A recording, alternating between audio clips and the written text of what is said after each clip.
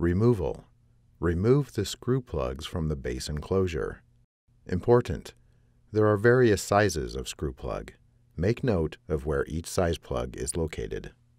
Remove the 10 6mm P1 Phillips-head screws that secure the top cover to the base enclosure. Turn the notebook over and open the display panel.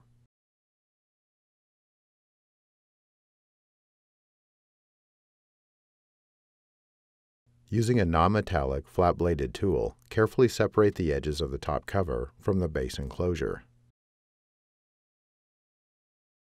Lift the front edge of the top cover until you have access to the battery connector on the system board.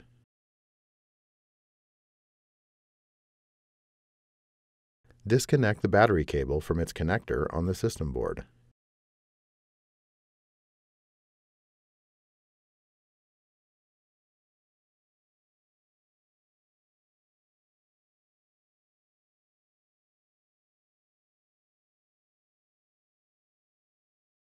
Use minimal force to lift the locking bar up on the keyboard ZIF connector and disconnect the keyboard ribbon cable from the system board.